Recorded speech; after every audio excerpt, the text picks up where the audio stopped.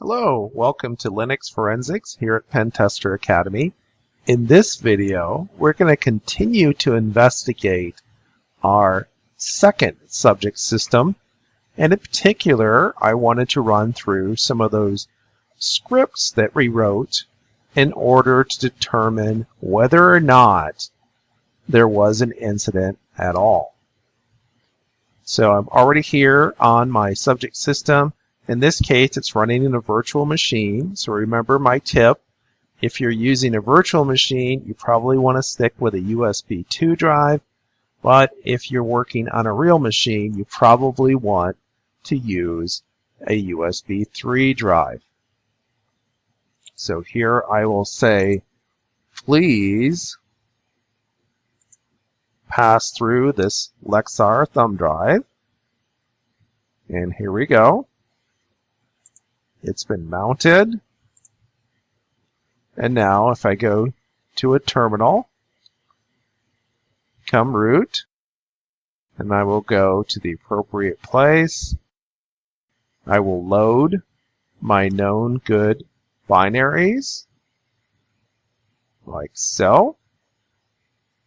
I will first run bin bash. And now I'm going to set my paths correctly.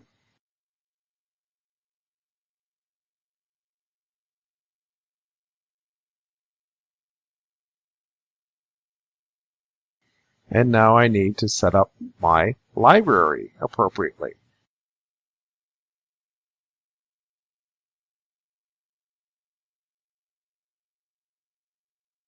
Do a quick check.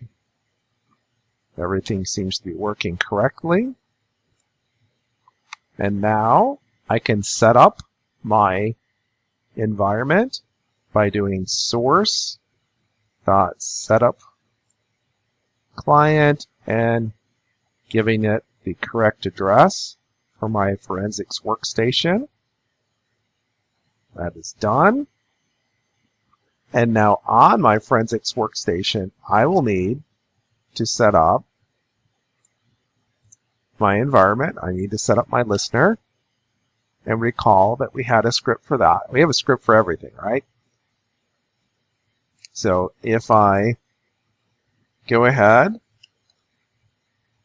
and look at my shell scripts, I have one to start a case. Recall that the start case will start up the listeners for me.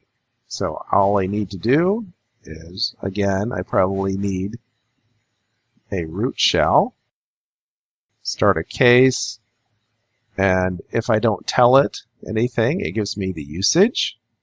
So I'll go ahead and say this will be case PAS2-0715. And now if I do an nmap, I should see some new listeners right here. So that's all good. I'm ready to receive.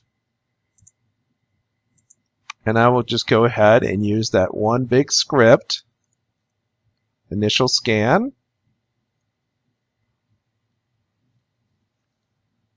And that took just a few seconds. I can go back here. And sure enough, I have a new folder that's been created. And I have my log file. I'm going to go ahead and bring it up.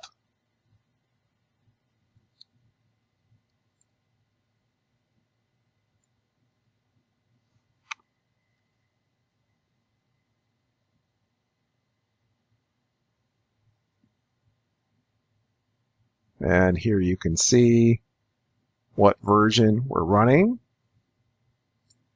We can see the date and time information to detect any kind of skew. We can see what is running on the system, etc. Well, that's all for this video. As always, if you're enjoying these videos here at Pentester Academy, please tell a friend. We'll see you soon.